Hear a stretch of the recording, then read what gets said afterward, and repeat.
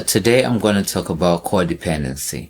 Codependency is an illness, especially in relationships. It's one of those things that will ruin a relationship. Women, leave your mom out of your relationship. Men, leave your moms out of your relationship. Notice I'm saying moms because in my experience, it tends to be the mothers-in-law, either on the dad's or on the man's side or the woman's side, who tend to be the most nosiest. I'm sorry, man. I'm just being real. And sometimes when you're with someone who is codependent on their mom, and they have to call their mom to give them reassurance, and they have to call their mom to ask them about anything, and then they tell their mom every single thing that is going on in the household, business that the mom doesn't need to be in. They be telling them everything. That is the one thing that you don't want to do in a relationship, because it will ruin it. Don't bring your moms into the business. Even if you had an argument with your husband, let it be between you and your husband. Once you start talking to your mom is going to start getting in your ear and telling you things and giving you the wrong advice. And before you know it, you're taking the wrong advice and you're heading down to divorce. You're heading down the road of divorce. Or breakup. Or because you do not have what it takes to communicate. Normally people who are codependent cannot communicate properly. They can't communicate with your partner. So instead of telling your partner what the issue is, you run to your mom. And then your mom just talks things in your ear, gives you all this advice that ends up just ruining the relationship. I'm lucky that I'm a strong person internally.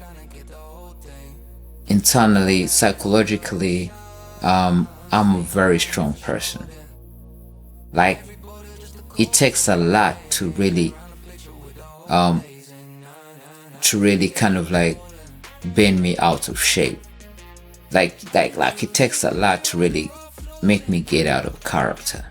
I'm the kind of person who can be able to hold on to things and think about a situation and be able to articulate it to the other person, without shouting, without causing any kind of ruckus. I can articulate my points. And normally I'm very kind of like straightforward. When I talk to people, I'm very straightforward.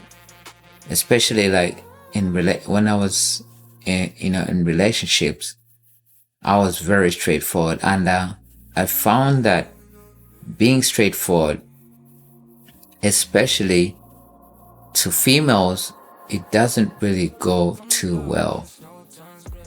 As I feel like females, they normally like it when you kind of go around the point. Females do not like it when you call things what they really are. When you call a spade, they normally do not take it kindly. Not all females, but the majority of females I have dealt with, yes, they do not like when you say things exactly how things are in black and white. They like for things to be sugar-coated, and I'm not the sugar-coat type of person, So I found myself being in these relationships whereby the women are involving their moms in the relationship, and the mom is telling them to do X, Y, Z. And what ends up happening is whatever they've told them to do, ends up making things worse. It makes us butt heads even more. And I'm like, why would you do that? I know why they've done it, because the mamas told them to do it. But I'm not going to say it. I just know it, because I know their character. You know? So, codependency is not good. And it's not one of those things that you can just easily get rid of, especially if you've been cuddled all your life.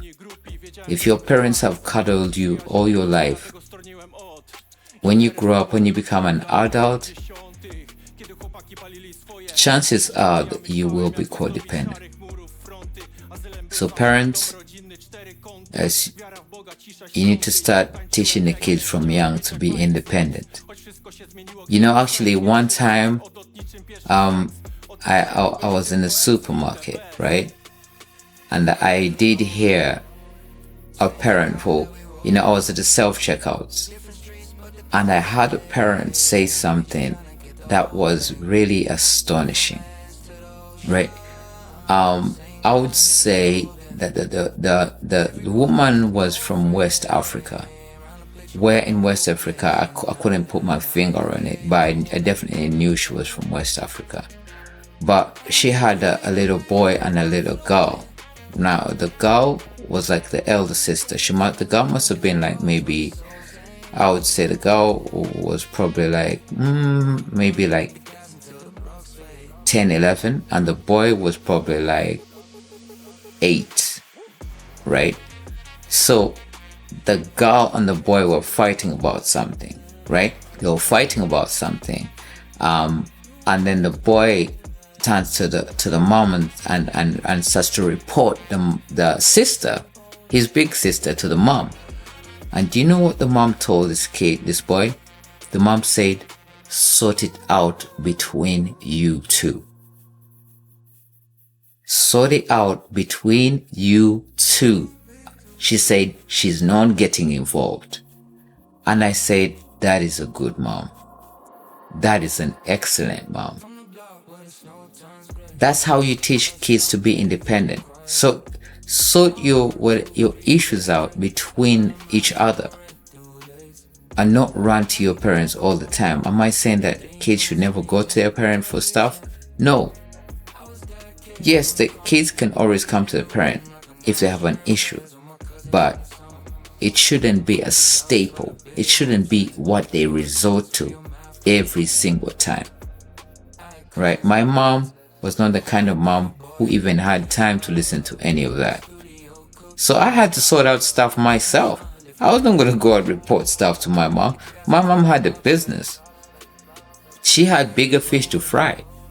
So I guess that's what helped me, because I grew up very, very, very quick.